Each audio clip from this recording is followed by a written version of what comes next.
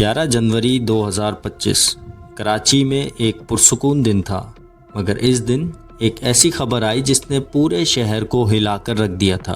बलूचिस्तान के hub check post area से एक जली हुई टोयोटा मार्क एक्स कार बरामद होती है। आम नज़र में ये सिर्फ एक ट्रैफिक एक्सीडेंट लग रहा था, लेकिन पुलिस को शक होता है कि इस कार के पीछे कोई गहरी और खौफनाक कहानी छुपी हुई है। जब पुलिस ने चेसिस नंबर ट्रेस किया तो सबके होश उड़ गए। ये कार कराची के रिहायशी मुस्तफ़ा आमिर के नाम पर रजिस्टर्ड थी। वो मुस्तफ़ा जो 6 जनवरी 2025 से लापता था। मुस्तफ़ा के घर वाले हर दरवाजे पर दस्तक दे चुके थे, हर पुलिस स्टेशन का चक्कर लगा चुके थे, मगर कहीं से कोई निशान नहीं मिला था। कार की हालत देखकर पुलिस का पहला अंदाजा ये था कि शायद अब मुस्तफ़ा जिंदा नहीं बचा होगा, लेकिन असली शौक तो तब लगा जब कार की डिग्गी से एक बुरी तरह से जली हुई लाश बरामद होती है। लाश इतना बैडली बर्न थी कि लाश को रिकॉग्नाइज करना नामुमकिन था। फॉरेंसिक टीम ने डीएनए टेस्ट के बाद रिपोर्ट पुलिस को दी तो सब कुछ सामने आ गया। वो लाश किसी और की नहीं बल्कि खुद मुस्तफ़ा आमिर की थी। अब सवाल ये था, मुस्तफ़ा के साथ आखिर ऐसा क्या हुआ और किसने उसे इस बेरहमी से कत्ल किया, और आखिर क्यों? ये सिर्फ एक सिंपल मर्डर नहीं था। इस कहानी के पीछे और भी कई राज थे जो आहिस्ता आहिस्ता आज तक आप लोगों के सामने खुलते जा रहे हैं। आज मैं आपके सामने लेकर आया हूँ मुस्तफ़ा आमिर के मर्डर की पूरी A to Z कहानी। वो कहानी जिसके बारे में आज भी आप लोग न्यूज़ चैनल्स और सोशल मीडिया पर देख रहे होंगे। वीडियो के साथ जुड़े रहिए, और अगर आपको वीडियो पसंद आती है तो वीडियो को लाइक करें और चैनल को ज़रूर सब्सक्राइब करें ताकि आपसे कोई भी केस छुपा ना रह सके। मुस्तफ़ा आमिर एक 23 साल का लड़का था जो कराची के डिफेंस हाउसिंग अथॉरिटी यानी DHA में रहता था। वो BBA का स्टूडेंट था। मुस्तफ़ा के फादर एक कस्टम ऑफिसर थे और मुस्तफ़ा एक शरीफ और अच्छी फैमिली से बिलोंग रखता था।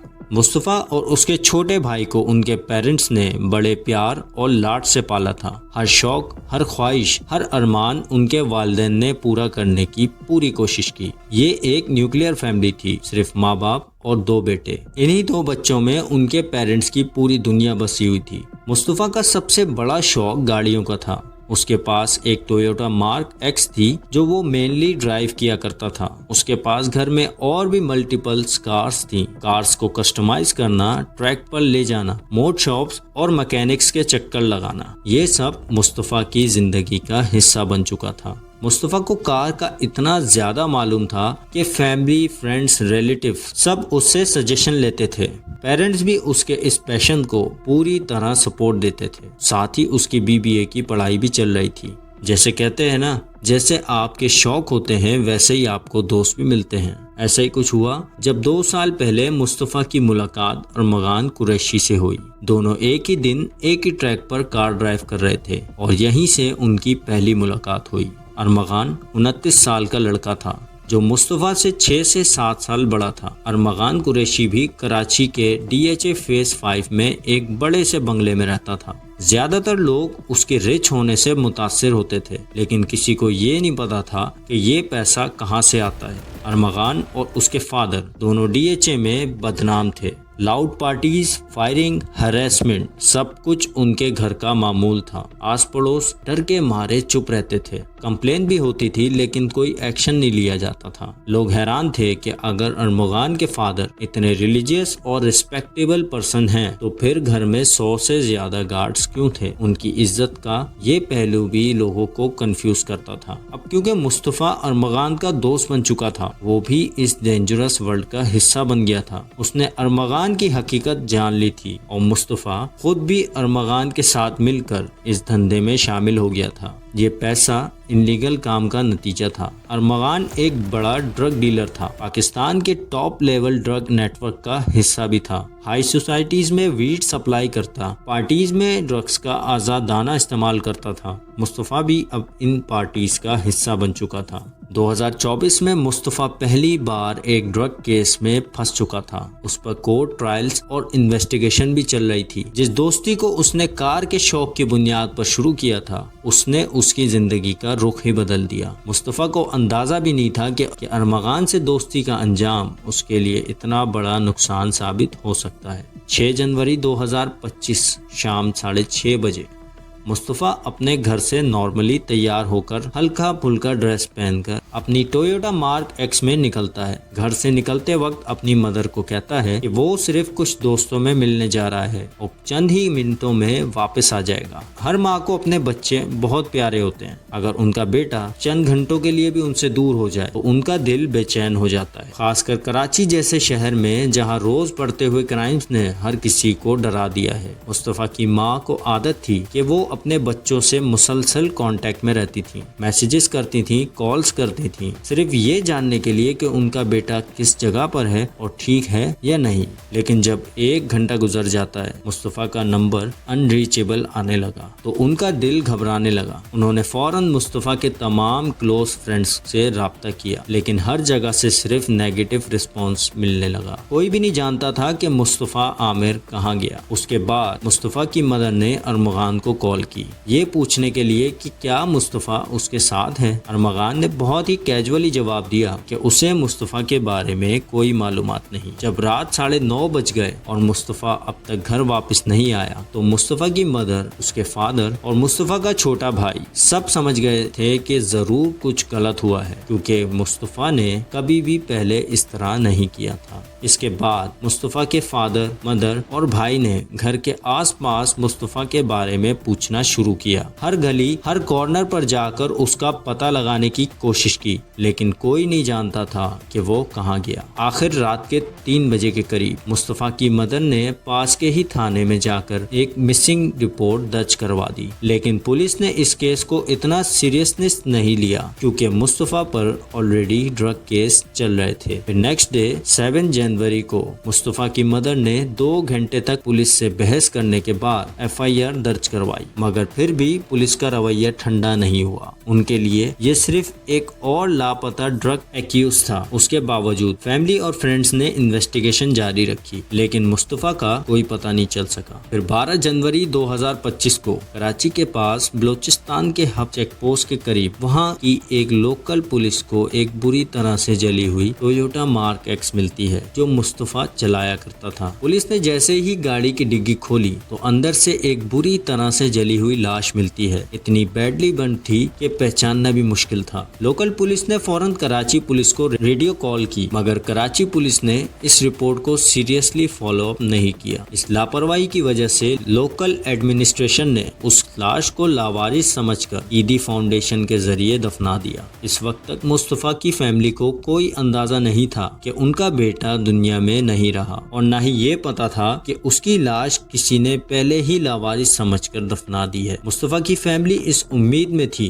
कि उनका बेटा वापस आ जाएगा। पुलिस भी कुछ हद तक इन्वेस्टिगेशन में लगी हुई थी, लेकिन कोई क्लू नहीं मिल रहा था। पुलिस ने मुस्तफ़ा के दोस्तों से भी इन्वेस्टिगेशन की। पुलिस को मुस्तफ़ा के दोस्तों से एक रिकॉर्डिंग मिलती है, एक वॉइस नोट जो मुस्तफ़ा ने अपने दोस्त को भेजा था। राफे भाई, मैं थोड़ी देर अरमुगान के घर जा रहा हूँ, वही काले के, तो एक काम करो ना, आप जिम से फ्री हो जाओ एक ही बार, फिर मेरे पास आ जाओ ना, या शावर वावर लेकर आ जाओ, जैसे भी इजी होकर आ जाओ।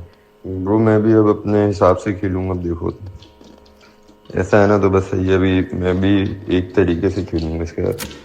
उसमें मुस्तफ़ा कह रहा था कि वो अरमगान के पास जा रहा है। ये सुनकर पुलिस ने अरमगान से फिर से कांटेक्ट किया, लेकिन हर दफा अरमगान ने वही कैजुअल जवाब दिया कि मुझे मुस्तफ़ा के बारे में कुछ नहीं मालूम। कई बार अरमगान ने इनकार किया। इन्वेस्टिगेशन आहिस्ता आहिस्ता ठंडी पड़ती गई और केस फिर से अनसॉल्व फाइल में डाल दिया गया। 25 जनवरी 2025 को मुस्तफ़ा की मदर को एक इंटरनेशनल नंबर से एक अनएक्सपेक्टेड कॉल आती है। कॉल करने वाला शख्स इंग्लिश में कहता है, your son is with us, if you want to see him alive send me 20 million rupees. So they were asking for the money? Yes, उन्होंने 2 करोड़ मांगे थे। मैं अपनी चीज दो, मेरी चीज दो और अपनी चीज ले जाओ। ये वाले काम मैं नहीं करता, सबूत वबूत के। ऐसा नहीं होता है। बहरहाल मुस्तफ़ा की फैमिली वैसे तो काफी अमीर थी, लेकिन इतना बड़ा अमाउंट इतने कम वक्तों में अरेंज करना आसान नहीं था। जब मुस्तफ़ा की माँ ने उस शख्स से मुस्तफ़ा का हाल पूछा और कहा कि मुझे सबूत चाहिए, क्या मेरा बेटा जिंदा है, तो उस कॉल करने वाले ने अपना लहजा और ज्यादा एग्रेसिव कर लिया और वो बार बार मुस्तफ़ा की फैमिली को प्रेशराइज करता रहा। किसी चीज की जरूरत नहीं, सिर्फ पैसे भेजो वरना तुम्हारा बेटा कभी वापस नहीं मिलेगा। ये बात सुनकर मुस्तफ़ा की मदर का दिल फट कर रह गया, मगर इस दफा उन्होंने इमोशंस के बजाय सोच समझकर काम लिया। उन्होंने महसूस किया कि ये कॉल सिर्फ मनी एक्सटॉर्शन हो सकती है। No proof, no location, no voice of Mustafa, सब कुछ सस्पिशियस था। इस कॉल के बाद मुस्तफा की फैमिली ने किसी भी कदम से पहले प्रॉपर सोचा, क्योंकि अब वो लोग समझ चुके थे कि ये सिर्फ धमकी भी हो सकती है या फिर इसके पीछे भी कोई राज छुपा है। जब से अरमगान को मुस्तफा की मदर ने कॉल की थी, उसके बाद से ही मुस्तफा की मदर को इंटरनेशनल नंबर से मल्टीपल्स कॉल आती थी। ये कॉल्स और कोई नहीं, अरमगान ही करवा रहा था, ताकि उनका ध्यान अरमगान और दूसरी चीजों से हटकर उस इंटरनेशनल कॉल पर चली जाए। मुस्तफा के दोस्तों के मुताबिक मुस्तफा लास्ट टाइम अरमगान से मिलने गया था। इन सब चीजों को मद्देनजर रखते हुए पुलिस को अरमगान पर शक हो गया, और उनका शक यकीन में तब बदला जब पाकिस्तान की AVCC और CPLC जैसी एजेंसीज ने मुस्तफा के फोन को ट्रेस किया तो उसका लास्ट ऑनलाइन लोकेशन अरमगान के घर का मिला। इतना एविडेंस पुलिस के लिए काफी था अरमगान के घर पर रेड करने के लिए। 8 फरवरी AVCC की पुलिस फोर्स ने अरमगान के घर को चारों तरफ से घेर लिया। उन्होंने अनाउंस किया कि अरमगान खुद को पुलिस के हवाले कर दे। अरमगान के घर में तकरीबन 40 से ज्यादा CCTV कैमरास लगे हुए थे, जिनके जरिए वो पुलिस के हर मूव्स को मॉनिटर कर रहा था। जब तक पुलिस उसके घर के बाहर थी तब तक वो अपने कंप्यूटर से डेटा डिलीट करता रहा। जैसे ही पुलिस अरमगान के गेट तक पहुंची कि अरमगान के घर एक लड़की भी आई हुई थी, जिस वक्त वो हालत में थे। अरमगान को इस दौरान पता चला कि पुलिस ने इनके घर रेड की है, तो अरमगान ने पुलिस के एक कांस्टेबल और एक DSP पर, जिससे दोनों अफसर बुरी तरीके से हो गए। यहाँ से अंदाजा लगाया जा सकता है कि अरमगान अपने जुर्म में कितना आगे जा चुका था। उसे लॉस और गवर्नमेंट का कोई खौफ नहीं था। 4 घंटे तक अरमगान पुलिस पर लेकिन पुलिस ने एक दूसरे को कवर अप देकर उसे अरेस्ट कर लिया था। अरमगान के घर की तलाशी के दौरान पुलिस को जो मिला उसने उनके होश उड़ा दिए। अरमगान की असली दौलत का राज खुल गया। पुलिस को ढेर सारे लैपटॉप्स, फोन्स और मुख्तलिफ डिवाइसेस मिली। इन्वेस्टिगेशन में पता चला कि अरमगान के घर एक स्कैम कॉल सेंटर चल रहा था, जहां 30 से 40 एम्प्लॉयज काम करते थे। ये कॉल सेंटर US बेस्ड लोगों को स्कैम करके उनके पैसे चुराता था। अरमगान के पास 2 हाई एंड कंप्यूटर्स भी थे, जिनके जरिए वो क्रिप्टो माइनिंग भी करता था। साथ ही पुलिस को उसके घर से लाखों रुपए की वीड भी मिली, जो उसकी असली सोर्स ऑफ इनकम थी। इसके अलावा पुलिस को अनलाइसेंस मल्टीपल कार्स और वेपन्स भी मिले। अरमगान पर पहले भी केसेस हुए थे, लेकिन अरमगान हर दफा पैसे और असरो रसूख से बच जाया करता था। अरमगान की गिरफ्तारी के बाद पुलिस के सामने एक और नाम भी आया, शहराज बुखारी, अरमगान का बचपन का दोस्त, जो 6 जनवरी की रात अरमगान के साथ ही था। शहराज भी इलीगल एक्टिविटीज में अरमगान के साथ ही था। कुछ अरसे तक दोनों का कांटेक्ट नहीं था, लेकिन फिर दोनों मिल गए थे। अरमगान की गिरफ्तारी के चंद दिन बाद 15 फरवरी 2025 को शहराज को भी गिरफ्तार किया गया। जब उससे सख्ती से पूछताछ की गई तो उसने सब कुछ सच सच बता दिया। इस केस में एक और नाम भी आता है, जुमा और मुस्तफा एक अच्छे दोस्त थे। न्यू ईयर पार्टी वाली रात जुमा ने अरमगान के घर जाकर वक्त गुजारा, और उस रात उन दोनों के दरमियान एक इनकाउंटर भी हुआ। लेकिन बाद में जुमा ने मुस्तफा को अरमगान के बारे में कुछ ऐसी पर्सनल बातें बताई जो उसे नहीं बतानी चाहिए थी। मुस्तफा ने न सिर्फ उन बातों का अरमगान के दोस्तों के साथ मजाक बनाया, बल्कि अरमगान को भी एक छिले हुए केले की तस्वीर भेजी। ये बात अरमगान तक पहुंची और उसका मजाक उड़ने लगा। उसको इस बात पर मुस्तफा पर बहुत ज्यादा गुस्सा था। इस बेइज्जती ने अरमगान के अंदर आग लगा दी थी। 8 जनवरी को अरमगान ने जुमा और शहराज को अपने घर बुलाया। उस वक्त उसके दिल में सिर्फ गुस्सा था और बदला। जब जुमा उसके घर पहुंची तो अरमगान ने बिना किसी वार्निंग के एक आयरन रॉड उठाई और जुमा को पीटना शुरू कर दिया। जुमा चीखती रही, लेकिन अरमगान का गुस्सा इतना था कि वो कुछ सुनने को तैयार ही नहीं था। अरमगान ने जुमा को कहा कि मेरी बात अगर किसी को बताई तो जिंदा नहीं छोड़ूंगा। शहराज ने बीच में पड़कर अरमगान को रोका और इसी तरह जुमा को बचाया। उसी वक्त शहराज ने एक कैब बुलाई और जुमा को उस घर से निकाल दिया।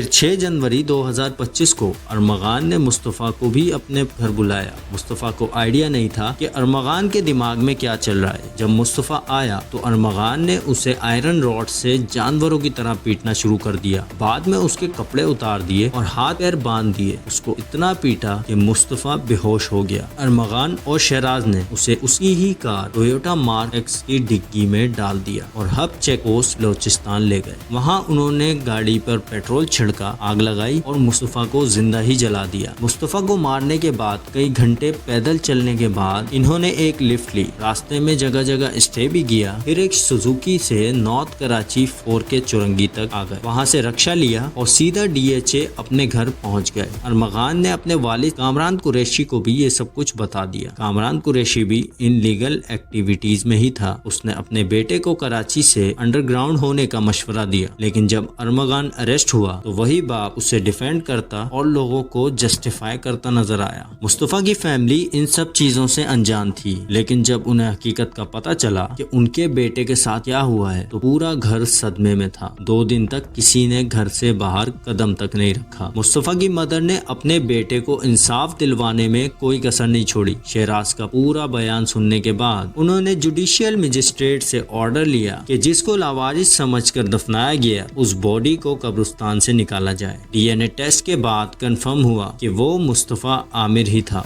मुस्तफ़ा की मदर ने जस्टिस फॉर मुस्तफ़ा के हैशटैग्स चलाए और ये केस सोशल मीडिया पर ट्रेंड कर गया। पब्लिक प्रेशर्स की वजह से DIG कराची ने कुछ पुलिस ऑफिसर्स को केस में हैंडल करने पर सस्पेंड भी किया था। पब्लिक प्रेशर इतना बढ़ गया था कि एंटी टेररिज्म कोर्ट के जज ने जुडिशियल कस्टडी भेज दिया, लेकिन सोशल मीडिया आउटरीच के बाद कोर्ट ने फैसला रिवर्स किया और अरमगान को पुलिस कस्टडी में फर्दर इंटेरोगेशन के लिए भेज दिया। केस को ATC 1 से ATC 2 ट्रांसफर कर दिया गया ताकि हियरिंग नए जज के सामने हो। पुलिस कस्टडी में जाने के बाद अरमगान का फाइनल कन्फेशन रिकॉर्ड हुआ, जिसमें उसने मुस्तफ़ा के मर्डर का इकरार कर लिया। लेकिन अरमगान का कन्फेशन सिर्फ मर्डर तक खत्म नहीं था, बल्कि इस केस के जरिए पाकिस्तान में इलीगल ड्रग और साइबर स्कैम नेटवर्क का भी पर्दाफाश हो गया। इन्वेस्टिगेशन के दौरान पाकिस्तान के मशहूर एक्टर साजिद हसन के बेटे साहिर हसन का भी नाम आया। उसे अरमगान के घर से अरेस्ट किया गया था। साहिर हसन ने कोर्ट में इस क्राइम में इन्वॉल्व होने से साफ इनकार कर दिया। I have nothing to do with that other